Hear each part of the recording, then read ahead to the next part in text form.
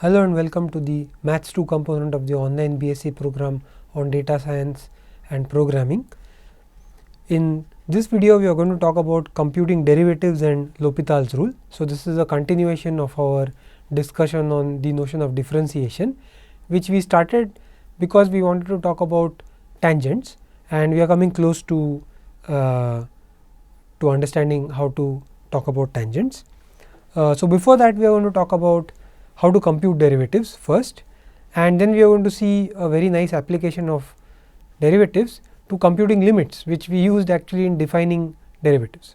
So, this is kind of an interesting interplay between how the derivative is useful in computing limits. Okay, so let us begin by recalling the notion of what is the derivative. So, let f be a function defined on an open interval around the point a. Then f is differentiable at a if limit h tends to 0, f of a plus h minus f of a divided by h exists. So, we have seen this this definition in a previous video. So, this is to jog your memory about that, and then we defined this limit to be the derivative. So, at every point for which this limit exists, we call it f prime x or df dx at x, and then f prime or df dx. So, this defines a new function, and that function is called the derivative function or just the derivative of f. And of course, note that this limit may not exist at all points. So, this derivative function has domain which consists of those points at which the function f x is differentiable. Okay. So, now colloquially one says that f is differentiable to mean that f is differentiable at all points. So, if one does not qualify at which points and just says that f is differentiable, then one means that it is differentiable everywhere. So, in that case the derivative function will be defined on all points for which f itself is defined. Okay. So, here is a fact which we indicated last time, the proof of. So, if f is differentiable at a, then it is continuous at a, and it was this fact that allowed us to say that if f is differentiable, then we get rid of the two problematic cases that we saw when we were going to talk about the tangent, namely the function mod x, which had a node, and the function floor of x, which was the step function. So, it was discontinuous. Okay. So, let us now talk about useful rules about derivatives. So, remember that we have had this discussion before about limits and about continuity as well. So, since the derivative is defined as in terms of limits, it is natural that the rules that apply to limits are going to help us to get rules about derivatives. So, here is the first rule. So, derivatives are linear. So, linearity, what does that mean? If f x and g x are differentiable at the point a, then so is f plus g of x, and the derivative at a is the derivative of f at a plus the derivative of g at a, which means f of f plus g prime at a is equal to f prime a plus g prime a. So, we saw something similar for limits, and it follows in a straightforward way from there. If f x is differentiable at the point a and we have a constant, so some real number, and we multiply this function f by the constant c, then c times f of x is a new function. Then this function is also going to be differentiable at the point a, and c times f, that function, when you take its derivative at a, it will turn out that this is just c times f prime of a. Again, this is a very direct consequence of what happens for limits. And then you can put the first two together, and by taking c equals minus 1, you can obtain that if f and g are differentiable at the point a, then so is the function f minus g of x, and indeed the derivative of that function at a is the difference of the derivatives f prime a minus g prime a. So, this is the statement about linearity. Let us talk about the product rule. So, what happens if you have a product of functions? This is where it starts getting a little different from what we have seen before. If you remember, for continuity and so on, the limit, just the limit, if the limits existed, then they got multiplied. But here remember, we are not taking limits of the functions themselves.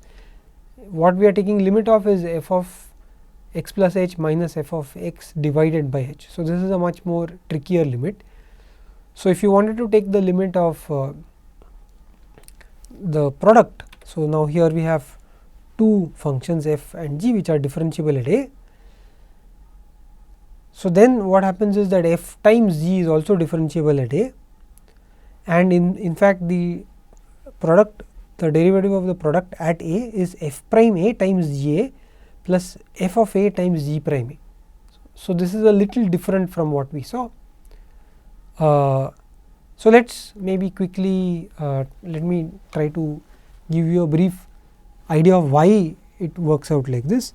So, if you want to compute this left hand side, this left hand side is given by f of x plus h times g of x plus h minus f of x, or okay, so I should say a, since we are doing all this at a, f of a plus h minus times g of a plus h minus f of a times g of a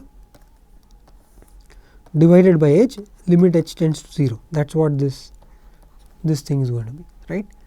But now I know individually that these are differentiable. So, what do? You take a you add and subtract something in the middle. So, you do something like f of a plus h g of times g of a plus h minus g of a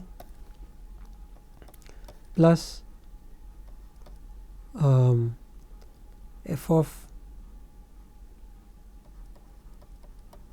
a plus h minus f of a the whole times g of a, and that divided by h. And now you can break this into two separate limits, and yeah, and then you, when you take the limit, you get exactly what you have here. So, this is the idea behind this product rule. So, in fact, I have given you a more or less complete proof of that as well, with some small missing pieces, if at all. Okay. So, whether or not you understood the proof, do remember the identity. We will see examples of this in a few slides, but do remember the identity. Okay. So, this is about computation. How do you compute the derivative of a product? Okay. Let us see more rules. So, let us look at the quotient rule. So, now suppose you have two functions f and g, both are differentiable at the point a, and further g of a is non-zero. Yeah, otherwise of course it may be difficult to even consider what the function is at a. Of course, it need not be defined at a, but in this case we would like that at least g is defined at a and is non-zero. So, then we can get the product. So, if you have f by g of x, then the derivative of f by g at a is this rather complicated looking formula, f prime at a times g of a minus f of a times g prime of a divided by g of a squared. So, again the idea is somewhat similar to what I showed in the previous slide for the product, but you have to manipulate it a little bit more. I will encourage you, those of you who are more mathematically inclined, to try out writing out the limit and seeing how to juggle the expression around. It is not particularly difficult, but you will need a little bit of help. You will need a little bit of finesse in juggling the equations around, expressions around rather. Okay. So, again, whether or not you understand the proof, you should know how to apply it. So, if you have two functions f and g, you take the quotient f by g, then the derivative is given by this formula. Okay. And of course, since g of a is in the denominator, g of a better be non-zero. So, this is a final rule we will talk about, the composition rule, which is also called the chain rule, and why it is called the chain rule we will see towards the end of this series of lectures. because we will see the same thing in higher dimensions, and that will explain the chain rule. So, if f and x g are differentiable functions, let us assume they are defined on the entire real line, and they are differentiable wherever they are defined, and you can compose them. So, you have f of g of x, and I want to find out its derivative, then it is given by this formula. F of g prime is f prime at g of x times g prime at x. Okay, so, this looks a little complicated, but we will see examples of what does this mean. So, if you are bothered by at this point by any of these rules and what they mean, I will I am going to show you examples in the next slides about how to apply these rules. Okay, so, let us start by these baby examples. So, you have f of x is x to the power n, where n is a natural number. Now, I think we have already seen how to get this limit, how to get the derivative of this from first principles, but here I am going to use the product rule and try to do the same thing. Okay, so, we will assume of course that we know what happens for f of x is x. So, for f of x is x, we know that the derivative is 1. So, now suppose you have x squared. Okay, so, let me do the case of f of x is x squared. Okay, so, here you can write this as x multiplied by x, and now if you want f prime x, you get it by taking derivative of x prime multiplied by this function plus x times derivative of x. So, derivative of x is 1. So, this is 1 times x plus x times 1, which is x plus x, which is 2x. Okay. So, this is the derivative of x squared. Okay. So, if you feel if you think carefully, I think you can see some pattern. I mean, but let me do one more example, and from there we can establish the pattern clearly. So, now let us do f of x is x cube. So, here I can write this as x squared multiplied by x. So, if I want the derivative, what do? I take the derivative of x squared, which is 2x, multiplied by this function, which is x, and add x squared, which is this function, times the derivative of x, which is 1. So, this is 2x squared plus x squared, which is 3x squared. Okay. And now I think you can see the pattern. So, the guess for us will be that f prime x is n times x to the power n minus 1, and so the guess is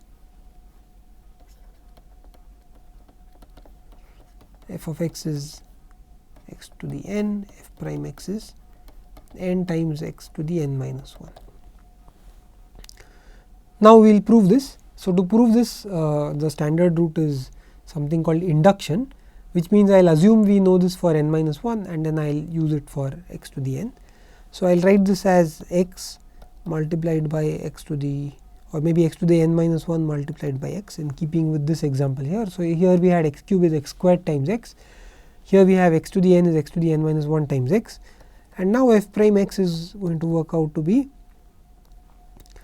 by induction we know that x to the n minus 1, the derivative is n minus 1 times x to the n minus 2 multiplied by x, add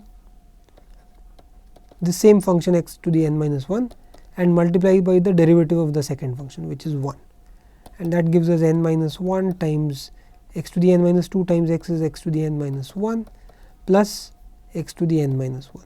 So, this is n times x to the n minus 1, which is exactly what we guessed here. Okay. So, the derivative of x to the n is n times x to the n minus 1. Of course, here we assume that n is a natural number. So, here is a fact which I will not prove. This you can do from first principles. If you have f of x is x to the a, then f prime x is a times x to the a minus 1. So, this you have to do from first principles. There are some caveats, of course. Once you start allowing a to be negative numbers, then you have to be careful about whether it works for x equals 0 and so on. So, with some caveats, this is the general situation. Okay.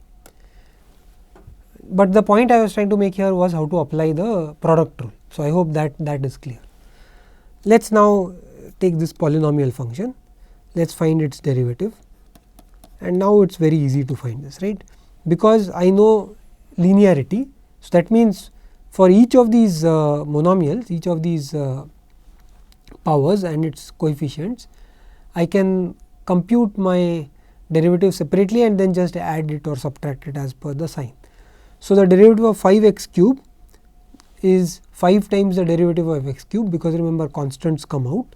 So, the derivative of x cube we just saw is 3x squared, then minus 17 times the derivative of x squared, which is 2x, plus pi times the derivative of x, which is 1, and minus the derivative of the constant function, which if you, well, we actually know that is 0, that is from first principles, or if you want to apply this formula, then you can think of that as x to the 0 or 0.5 into x to the 0, and x to the 0, if you put into this formula, you get 0 times x to the 0 minus 1. Now, this is actually not a correct way of thinking about it, but either way it gives you the number 0. So, this is 0. So, the derivative of constant is 0, and from that is how we got this. So, we get 15x squared minus 34x plus pi, that is the derivative of f. So, in general for a polynomial, so let us write down what happens for a polynomial. So, general statement. So, general statement for a polynomial.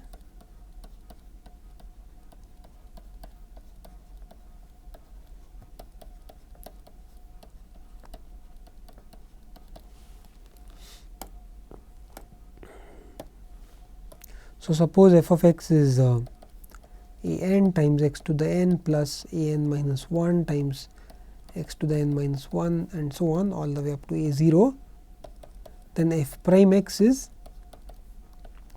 n times a n times x to the n minus 1 plus n minus 1 times a n minus 1 times x to the n minus 2 plus all the way up to a 1. Okay, why a 1? Because the constant term gets dropped and you had a 1 times x, x the derivative is 1, so you get a 1. Okay. So, this is the general statement for a polynomial, and the proof is exactly on the same lines as we did for this special case. So, I will encourage you to check that. Okay. Now, let us do f of x is x to the 7 times sine x. So, for this again you apply the product rule. So, if you do that, f prime x is going to be the derivative of x to the 7, which is 7 x to the 7 minus 1, which is 6 times sine of x plus x to the 7 times the derivative of sine x, which we know is cosine x. So, this was something we did from first principles again. So, this is 7 x to the 6 sine x plus x to the 7 cosine x. Okay. So, I hope you are getting the hang of this. So, you can see now that if you have complicated functions also, or functions which a priori look complicated, their derivatives are not all that hard to compute if you know the derivatives of all the functions appearing in the expression of that function, right. So, if you know the individual derivatives, often you will be able to put them together to get the derivative of the entire function. Let us do a couple of other functions. So far we have not used the other two rules, the quotient rule and the chain rule. So, let us do f of x is tan x. So, of course, already at tan x there is warning bells, because as we know tan x is not defined at minus pi by 2 and pi by 2. So, when we are doing these derivatives, all this makes sense only for values where the function is nice. If there are places where the function is not nice, you have to be careful and do it in a more either from first principles or by in a more careful manner. Okay. So, let us do f of x is tangent of x. So, tangent of x, as we know, is sine of x by cosine of x. So, let us compute what is the derivative. So, we will apply the quotient rule. So, under the quotient rule, f prime x is going to be, let me recall actually for you what is the quotient rule. Yeah, here's the quotient rule. So, f by g, the derivative is f prime a g of a minus f of a g prime a divided by g of a squared. So, in our example tangent of x, f is sine, g is cosine. So, first you are going to differentiate sine, multiply it by cosine, and then subtract out sine times derivative of cosine, and then divide by cosine squared. Okay. So, let us do that. So, you have f prime x is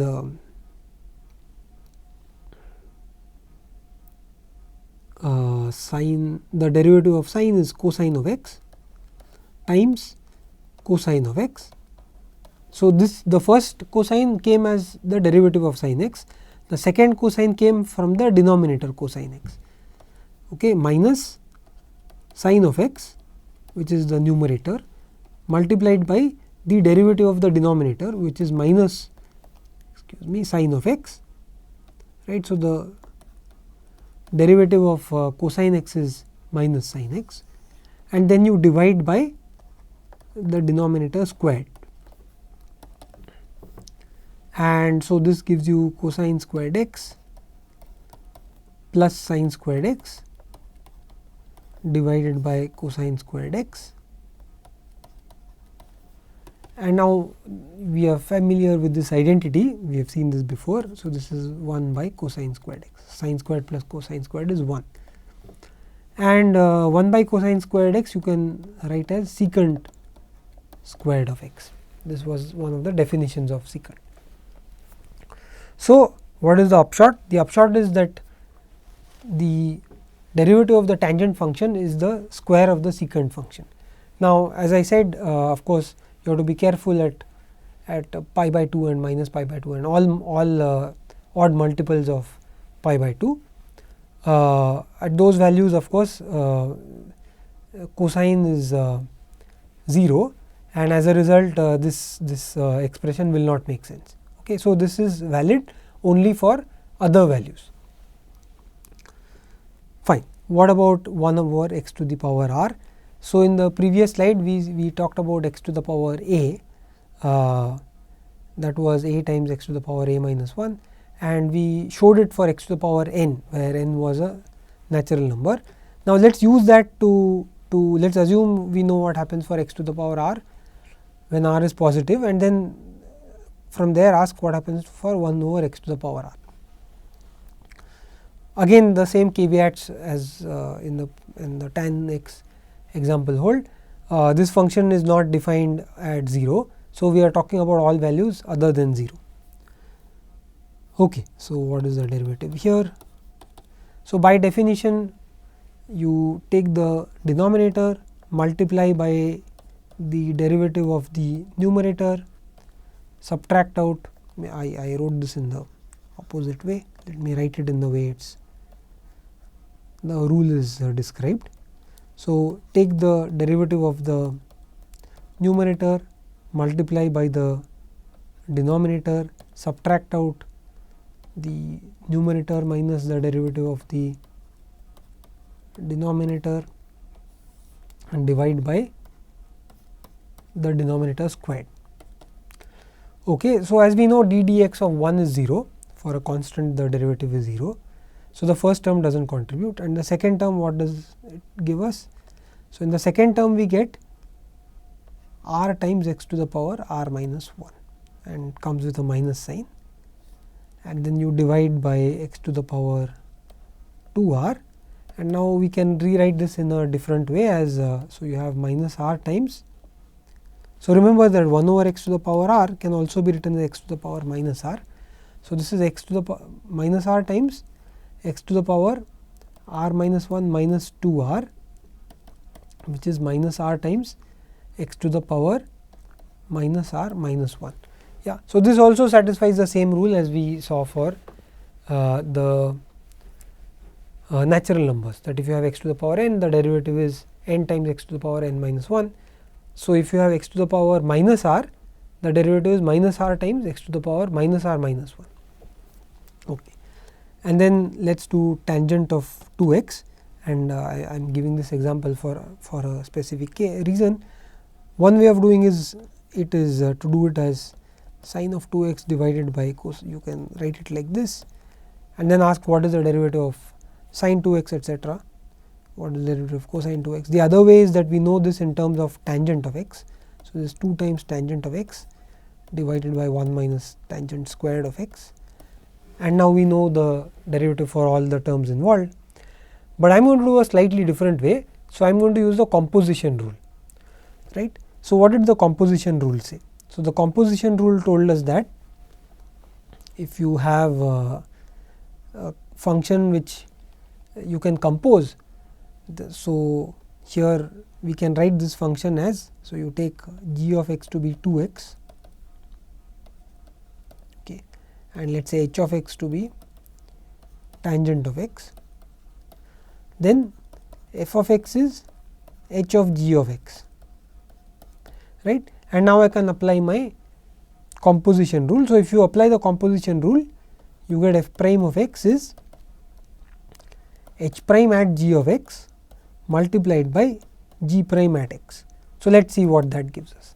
That gives us h prime we have just computed, right. So, tangent of x, the derivative is secant squared of x. So, this is secant squared of g x, but what is g x? 2x, and then you multiply by g prime of x. What is g x? G x is 2x. So, g prime of x is 2. So, you get 2 times secant squared of 2x, okay. And you can check using any of these forms, 2 times tangent of x by 1 minus tangent squared of x, or sin 2x divided by cosine 2x, that indeed you get the same answer. I will encourage you to do that. So, in general what happens if you have a composed function, you start differentiating from the one which is on the outside and keep whatever is inside intact. Then you move inside, take its derivative, multiply that. This is the rule. So, I hope this explains what the chain rule is or what the composition rule is. Okay. So, we will of course see plenty of examples in the tutorials and exercise sheets and assignment sheets, practice problems. So, I hope you will be very comfortable with taking one variable derivatives very shortly. Fine. So, now let us talk about the case of indeterminate limits. So, this is an example, this is a use of derivatives. So, why are derivatives useful? Of course, we are going to see a much better use than this, namely related to tangents, but this is also going to help us in some very interesting limits. So, what is an indeterminate limit? So, suppose f x and g x are two functions defined on an interval around the point A. Further, suppose that these limits as you go towards A. So, limit x tends to A of f x is limit x tends to A of g x is 0, or both limits diverge to infinity, or both limits diverge to minus infinity. Yeah, one of these cases occurs. Either both limits are 0, or both limits are infinity, or both limits are minus infinity. Suppose we are interested in computing limit x tends to a f of x by g of x. Okay. Now, we have seen that in case both of the limits exist, the numerator and denominator, and the denominator limit is non-zero, then you just take those limits, and the limit of f x by g x is the quotient of the individual limits. But if you have that the denominator is 0 and the numerator is 0, then we do not really know what happens. If you know only the denominator is 0, then you know that this, but the numerator is limit is non-zero, then we know that the limit does not exist. But if both of them are 0, then we do not know what to do. Yeah, or if both of them are infinity, then we do not know what to do, right. So, in that case we cannot use the quotient rule. So, since the quotient rule yields what is called an indeterminate form. So, what is an indeterminate form? That means the form 0 by 0, yeah, when you apply it individually, or the form infinity by infinity when you apply it individually. Okay. So, here is an example which we haven't completed. So, limit x tends to 0 log 1 plus x divided by x. So, if you try to do this from the quotient rule, then what do we get? So, remember that limit x tends to 0 log 1 plus x. Log is a very nice function, it is a continuous function. So, this limit you can just substitute. So, you will get log of 1 plus 0, which is log of 1, which is 0. So, this numerator limit is 0, denominator limit is clearly 0, and so I have a 0 by 0 situation, right. So, this is the 0 by 0 situation, and so I cannot use the quotient rule. So, how do I solve a limit of this form? Now, we have seen this particular limit we can do by using some tricks, but we are going to try and use something else called the LHpitals rule. So, it's pronounced LHpitals. So, it's L with an apostrophe and H O with a symbol. This is French, and it's called LHpitals.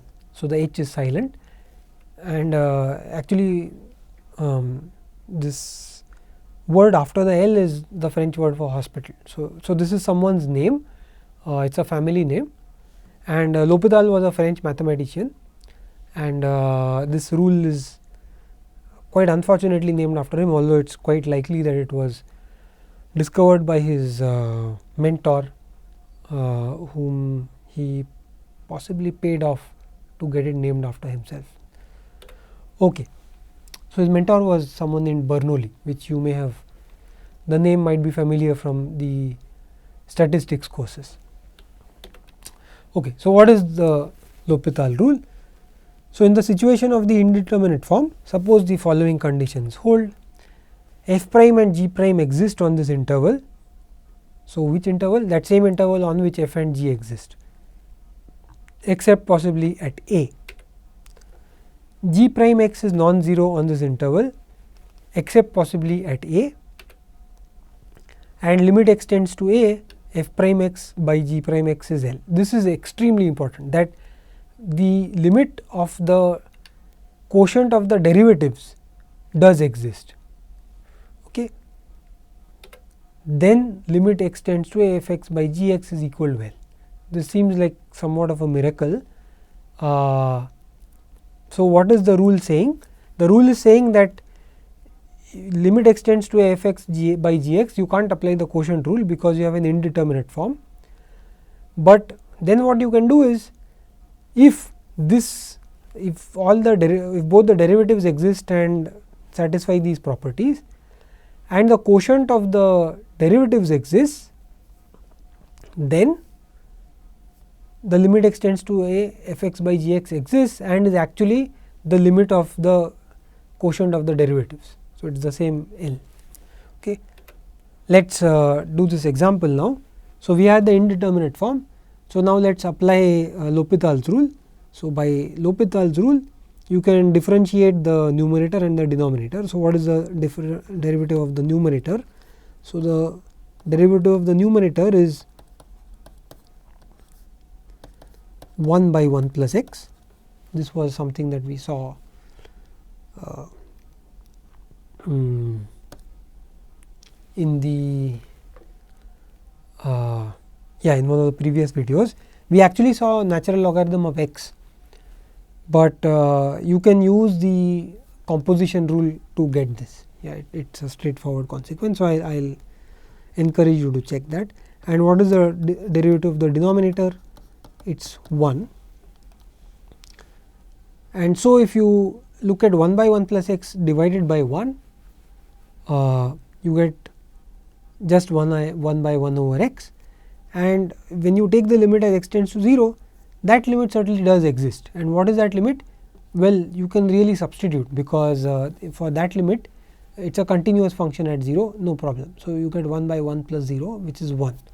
So, in other words, this is limit x tends to 0, 1 over 1 plus x by 1, which is limit x tends to 0, 1 over 1 plus x which is 1.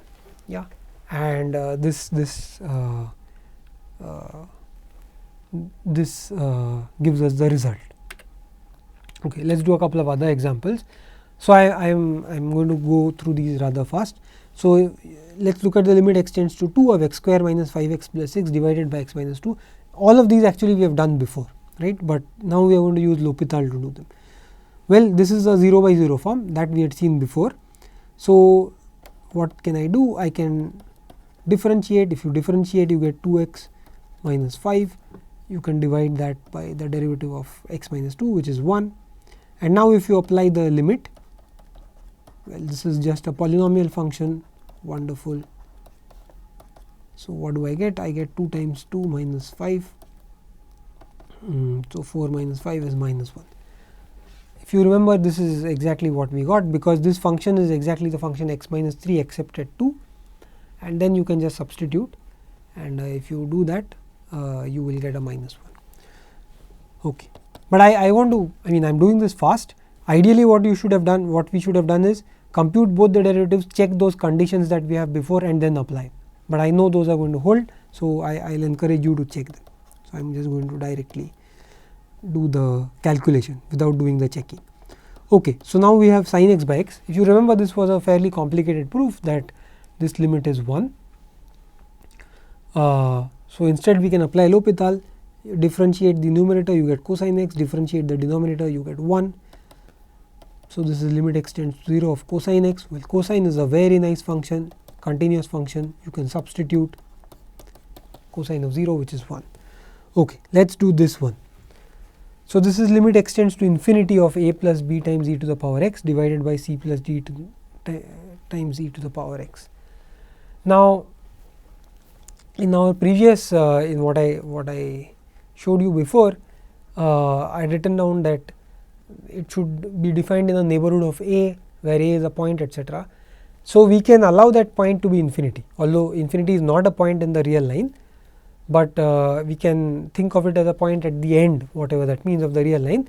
And if all the conditions that we had before, instead of interval, if they are satisfied for some n, which is some you have an n, and those conditions are satisfied for all x larger than that n, then we can apply the same rule for this. So L'Hopital's rule applies to this condition this situation as well.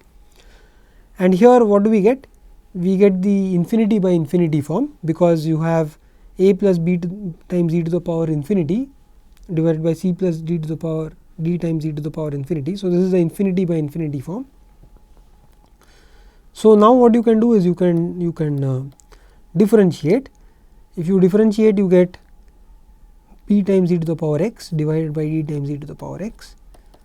But this is, well, you can divide this, you can knock out the e to the power x, so that gives us b by d limit, and of course this is a constant, so the limit is going to be just that constant. So this is b by d.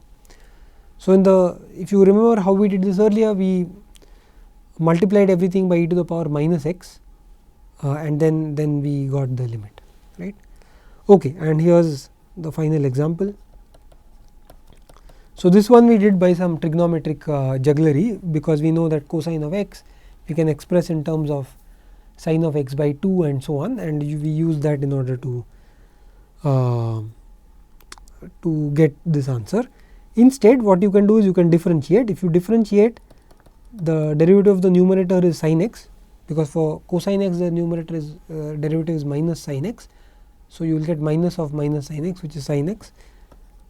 Denominator, the derivative is 2x. You can take this half out, and this is a limit that we understand very, very well.